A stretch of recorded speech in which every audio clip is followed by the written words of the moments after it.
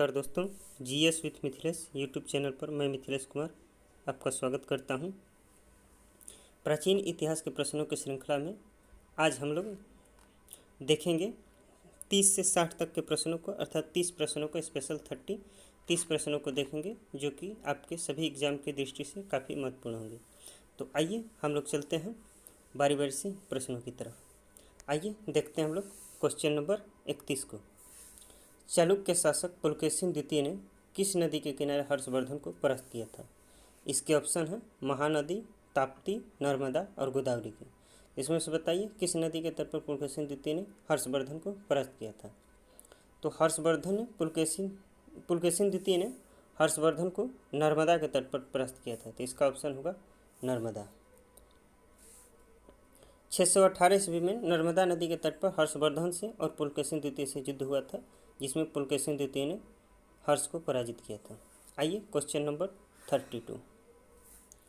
हर्षवर्धन के भारतीय मिशन के जवाब में चीनी सम्राट ताइसुंग ने 3 चीनी मिशन हर्षवर्धन के दरबार में भेजे, जिनमें से एक मिशन हर्षवर्धन के मरणोपरांत पहुंचा। अंतिम मिशन में शामिल उस चीनी राजदूत का क्या नाम है जिसने हर्ष की मृत्यु के तुरंत बाद घटनाक्रम घटित हुआ उसका विस्तार से वर्णन किया है, यानी हर्ष की मृत्यु के बाद को उसने बताया है। तो इसमें कौन सा था? इसका ऑप्शन देख लेते हैं। वांग वेनसे, वेनसांग, इत्सिंग और फायान। तो इसका आंसर क्या होगा? इसका आंसर होगा वांग वेनसे, यानी ऑप्शन नंबर ए होगा इसका आंसर।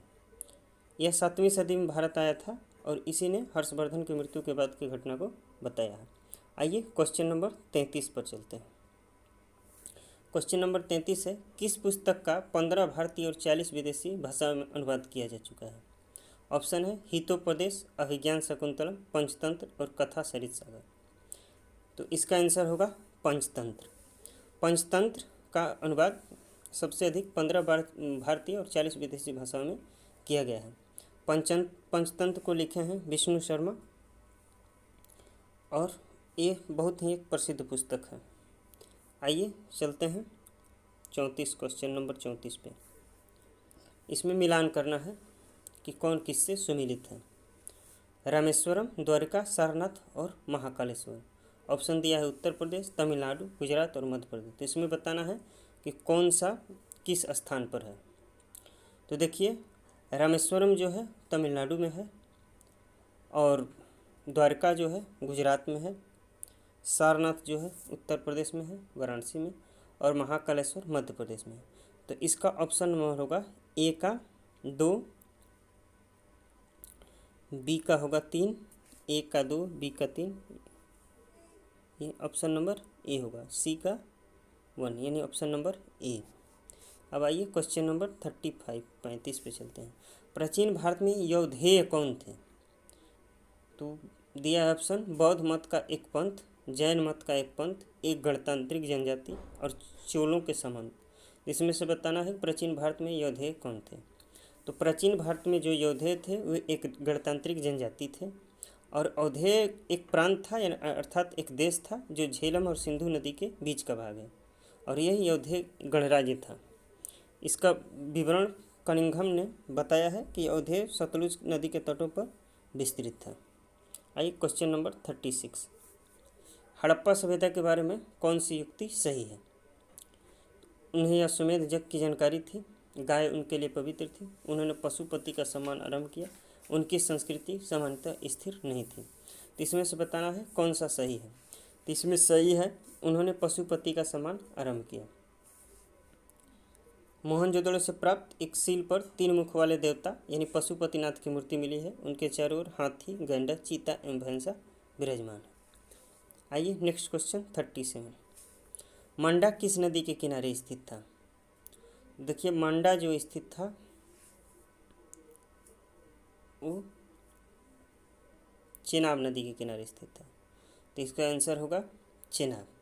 सिंधु सभ्यता का ये उत्तरी पूरा स्थल है जो कि जम्मू कश्मीर में पड़ता है। तो ऑप्शन होगा ए चेनाब नदी।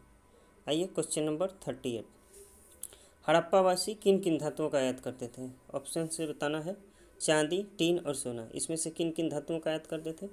तो हड़प्पावासी, इसमें ऑप्शन दिया है 1, 2, 3, 1 एवं 2, 1 एवं 3, 2 एवं 3।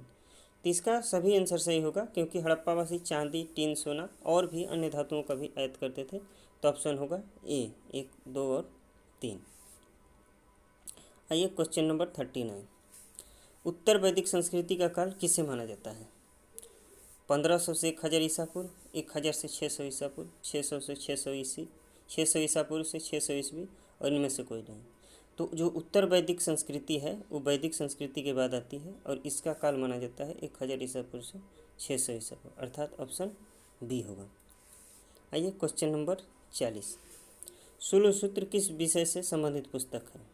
ज्यामिति, ज्योतिष, गणित और खगोल। तो जो शूल सूत्र है वो गणित अर्थात ज्यामिति से संबंधित पुस्तक है। इसे शूल सूत्र और शूल सूत्र दोनों कहा जाता है और ये ज्यामिति से संबंधित है। अब आइए क्वेश्चन नंबर हम लोग चलते हैं 41 पे। उपनिषद काल के राजा अश्वपति शासक थे। काशी के, कैकेयी के, पंचाल के और विदेह के। तो इसमें से बताना है कि उपनिषद काल के राजा अश्वपति कहाँ के शासक थे।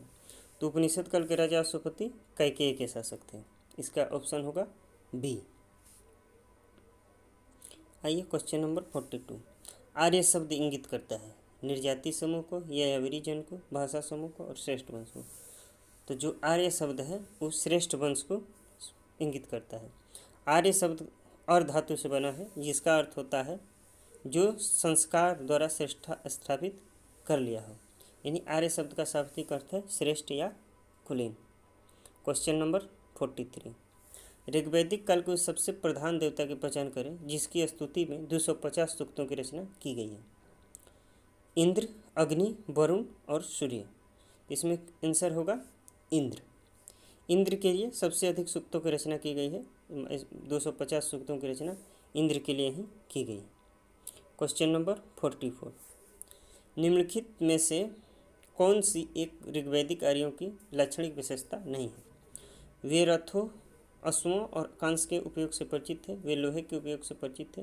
वे गौ से परिचित थे जो संपत्ति का सर्वाधिक महत्वपूर्ण रूप थी।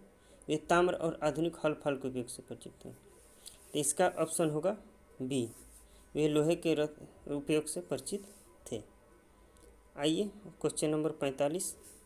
ग्रीक या यूनानी लेखकों द्वारा किसे अग्रमीज या जेंड्रमीज कहा गया है? अजातशत्रु, कालाशोक, महापद्मनंद और घनानंद। तो इसका आंसर होगा घनानंद। यूनानी लेखकों द्वारा घनानंद को अग्रमीज या जेंड्रमीज कहा गया है। यह सिकंदर का समकालीन था और इसी के समय में सिकंदर का आक्रमण भारत पर हुआ था। ऑप्शन होगा D, Ghananand. Question number 46। Bharat में सिक्कों या मुद्रा का प्रचलन कब हुआ? अशोक के शासनकाल में, कनिष्क के शासनकाल में, 600 ईसा पूर्व में, 300 ईसा पूर्व में। तो भारत में सिक्कों का जो प्रचलन माना जाता है वो 600 ईसा पूर्व में माना जाता है। तो हमें ध्यान में रखना है भारत में सिक्कों का प्रचलन 600 ईसा पूर्व में हुआ था। Question number 47। मगध के किस प्रारंभिक शासक ने राज्यारोहण के लिए अपने पिता की हत्या की एवं इसी कारणवश अपने पुत्र द्वारा मारा गया? यानी इसने अपने पिता की हत्या की और इसका पुत्र ने इसकी हत्या की। तो कौन सा शासक है? बिंबिसार, अजातशत्रु, उदयन और नागदशक। तो इसका आंसर होगा अजातशत्रु। अजातशत्रु ने अपने पिता की हत्या की थी बिंबिसार की और इसके पुत्र ने इसकी हत्या कर दी थी। Question number 48। प्राचीनतम विश्वविद्यालय कौन था? गंधार, कन्नौज, नालंदा और वैशाली। तीन में से जो प्राचीनतम विश्वविद्यालय है वो नालंदा था। यह प्राचीन दरबे में उच्च शिक्षा का महत्वपूर्ण और विख्यात केंद्र था। महायान बौद्ध धर्म के शिक्षा केंद्र में हीनयान बौद्ध धर्म के साथ ही अन्य धर्मों के तथा अनेक देशों के छात्र पढ़ते थे। Question number 49। जैन धर्म का आधार बिंदु है कर्म, निष्ठा, अहिंसा और विराग। तो जैन धर्म का आधार बिंदु जो है वो है अहिंसा। Question number 50। निम्नलिखित में से बुद्ध के जीवन काल में ही संघ प्रमुख होना चाहता था, यानी संघ प्रमुख कौन बनना चाहता था? देवदत्त, महाकंप, उपाली और आनंद। तो इसका आंसर होगा देवदत्त। देवदत्त भगवान बुद्ध से ही दीक्षा लिया था और वो चाहता था कि उसने भगवान बुद्ध से बाद में ईर्ष्या करने लगा और वो चाहता था कि हम बौद्ध संघ के प्रमुख बन जाए। अब आइए क्वेश्चन नंबर 41 की तरफ चलते हैं। क्वेश्चन नंबर 51 है, महावीर ने जैन संघ की स्थापना कहाँ की? तो महावीर ने जैन संघ की स्थापना, इसमें ऑप्शन है कुंडग्राम, पावा, वैशाली और वाराणसी। तो महावीर ने जैन संघ की स्थापना पावा में की थी। इसका ऑप्शन होगा B answer. Question number 52, Bharat से दक्षिण की ओर के देशों में बौद्ध धर्म का कौन सा संप्रदाय प्रचलित हुआ? ऑप्शन है हीनयान, महायान, शून्यवाद, इनमें से कोई नहीं। तो इसका आंसर होगा हीनयान, यानी दक्षिण के देशों की तरफ हीनयान स्थिर वीरवाद रूढ़वादी बौद्ध परंपरा है और ये दक्षिण के देशों में प्रचलित हुआ। क्वेश्चन नंबर 53, निम्नलिखित में सम्राट अशोक की वह पत्नी कौन थी जिसने उसको प्रभावित किया था? चंडालिका, चारुलता, गौतमी, कारुआकी। तो इसका आंसर होगा कारुआकी। ऐसा कहा जाता है कि रानी कारुआकी एक मछुआरन थी जो बाद में सम्राट अशोक की पत्नी बनी। उन्होंने बौद्ध धर्म को अपनाया और यह अशोक की दूसरी पत्नी बनी। तो इसका आंसर होगा कारुआकी। आइए क्वेश्चन नंबर 54, अशोक के शिलालेखों में प्रयुक्त भाषा है संस्कृत, प्राकृत, पाली और हिंदी। तो ऑप्शन के हिसाब से हमें बताना है कि अशोक के शिलालेखों में प्रयुक्त भाषा कौन सी थी। तो अशोक के जो लेख लिखे गए हैं शिलालेख, उनमें सबसे ज़्यादा प्रयुक्त भाषा ब्राह्मी लिपि है और इस ऑप्शन के हिसाब से इसमें होगा पाली। यानी अशोक के शिलालेखों में पाली भाषा का भी उपयोग किया गया था। क्वेश्चन नंबर 55, निम्नलिखित में से किस राज्य देश में अशोक के व्यक्तिगत नाम अशोक का उल्लेख मिलता है? कलसी, रोमिंदेई, विशिष्ट कलिंग राज्य देश और मास्की। तो इसका आंसर होगा मास्की। मास्की में अशोक के नाम का उल्लेख मिलता है अर्थात अशोक, और एक और अभिलेख है गुर्जरा जिसमें अशोक का नाम मिलता है, लेकिन सर्वप्रथम मास्की में ही अशोक का नाम मिलता है। आइए क्वेश्चन नंबर 56 की तरफ चलते हैं। निम्नलिखित में मौर्य कला का सबसे अच्छा नमूना कौन सा है? स्तंभ, स्तूप, गुफा निर्माण और चैत्य। तो इसमें इसका आंसर होगा स्तंभ।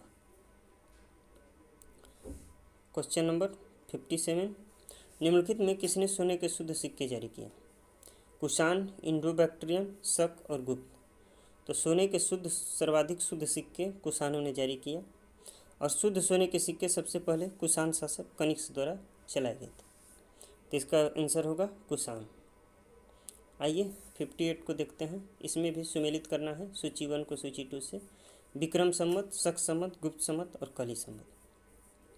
देखिए विक्रम संवत जो है वो 58 होगा, यानी ऑप्शन 4 होगा। शक संवत जो होगा वो 320 होगा और कली संवत जो होगा वो 3102 ईसा पूर्व होगा और गुप्त संवत जो होगा वो 320 होगा।